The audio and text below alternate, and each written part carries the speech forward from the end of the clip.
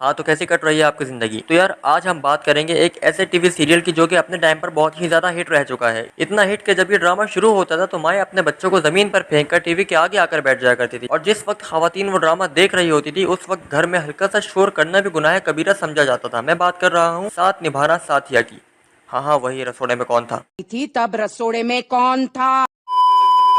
तो यार इस ड्रामे की जो मेन सदस्य है उसका नाम है गोपी बहू, बल्कि नहीं बेचारी गोपी बहू। मतलब यार गोपी बहू को इस ड्रामे में इतना बोला और बेवकूफ दिखाया है कि अगर कोई गोपी बहू को कहे कि मैं तुम्हें कत्ल करने आया हूँ तो गोपी बहू कहेगी रुको मैं माजी और अहम जी से पूछ कर आती हूँ फिर कर देना।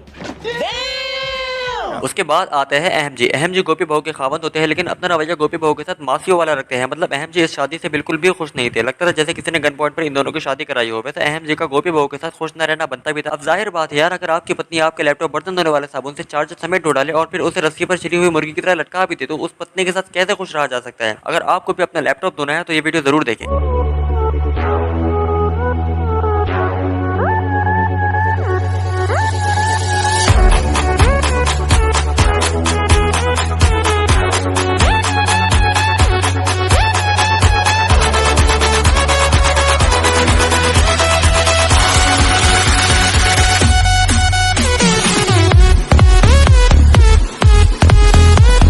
म्यूजिक।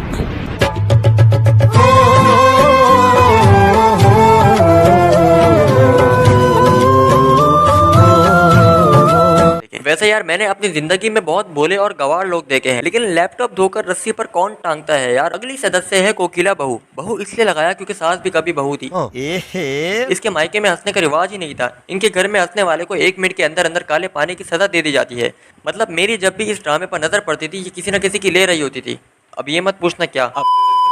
अब हर ड्रामे में एक साजिशी लड़की होती है जिसे देखकर हमारी खवातीन अपने घरों में साजिशें कर रही होती है। इस ड्रामे में साजिशी औरत का किरदार राशि बहन निभा रही है। हाँ, ये वही है जिसने कुकर में से चने निकाल दिए थे और खाली कुकर गैस पर चढ़ा दिया था। खैर वो तो एक अलग सीन है। अब राशि बहन के भी एक अदद खावंद होते हैं जिनका नाम तो जिगर होता है लेकिन जिगरा बिल्कुल भी नहीं होता।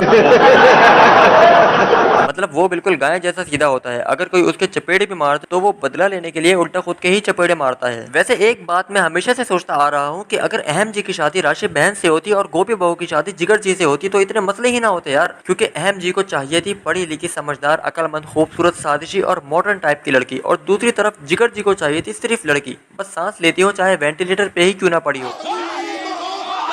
ध्यान से देखो गोपी बहू को। अभी ये जो लैपटॉप धो रही है ना, अगले 15-20 हजार एपिसोड्स के बाद ये शक्ल बदलकर अपनी सास को भी धोएगी। यकीन नहीं आता तो ये देखो।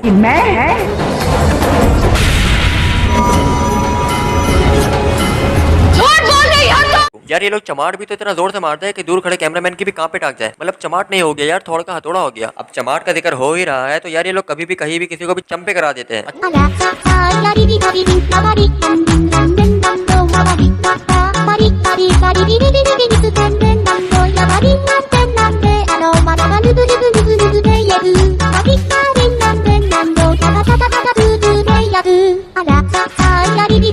अच्छा, इनको चमाट मारने की भी टेक्निक पता होती है। मतलब पहले तो आहिस्ता आहिस्ता करीब आते हैं और सामने वाले को ये एहसास दिलाते हैं कि ये करीब आकर कुछ भी नहीं करेगी, फिर अचानक से जोरदार चंपा मार देते हैं। वो जैसे अम्मी नहीं करती थी कि करीब आकर हमें एतमाद में लेती थी कि कुछ नहीं करेंगे, लेकिन फिर अचानक न जाने कैसे 200 की स्पीड से रख कर चमाट मारती थी। ये वही वाला सीन है। मतलब शायद हमारी अम्माओं ने ये टेक्निक इस ड्रामे से ही सीखी है। अब लोगों को लगता होगा कि अहम जी सिर्फ एक बिजनेसमैन है, लेकिन नहीं भाई, अहम जी पार्ट टाइम डॉक्टर भी है लेकिन सिर्फ अपने अपने लोगों का ट्रीटमेंट करते हैं। पूरे 4 महीने का शॉर्ट कोर्स किया हुआ है इसने। तो सीन कुछ ऐसा है कि गोपी बहू बड़ी नाजुक सूरत हाल में हॉस्पिटल में पड़ी होती है और डॉक्टर अहम जी को आकर कहते हैं कि हम उसे नहीं बचा पाएंगे। तो हमने पूरी कोशिश की। पहले तो अहम जी टेंशन में आ जाते हैं लेकिन फिर अहम जी सोचते हैं कि 1 मिनट, मेरी 4 महीने की मेडिकल वाली डिग्री कब काम आएगी यार। ये सोचकर पहुंच जाते हैं गोपी बहू को जिंदा करने।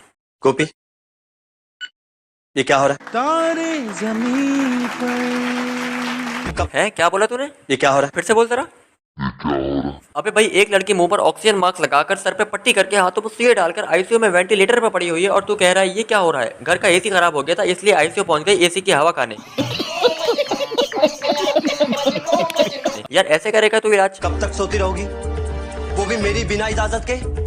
मेरी ग्रीन टी, ब्लैक टी, मेरे कपड़े, मेरा खाना पीना, मुझसे एक बार नहीं पूछा तुमने? अबे तू आदमी है या पजामा? तेरी पत्नी मर रही है और तुझे ब्लैक टी चाहिए? भाई तेरे घर में 2-3 हजार लोग और भी रहते हैं, उनसे बोलना यार बना देंगे। लेकिन नहीं भाई, लौंडे को गोपी बहू के हाथ की ही ब्लैक टी चाहिए। गोपी, मैं तुमसे आखिरी बार कह रहा हूँ, अगर तुम मेरी बात नहीं सुनोगी ना तो तुम देखना मुझसे बुरा कोई नहीं होगा। बंद करो अपना ही तमाशा और उठो।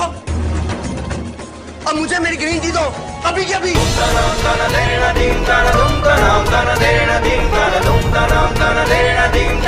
अच्छा तो ये सब ट्रीटमेंट का हिस्सा था। शिट।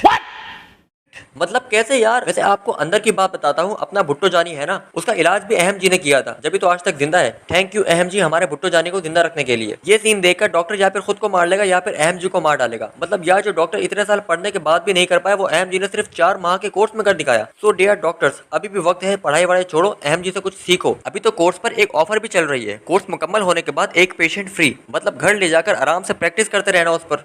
चल झूठा। अब यार इस ड्रामे की जो जान है ना, वो है इसका बैकग्राउंड म्यूजिक।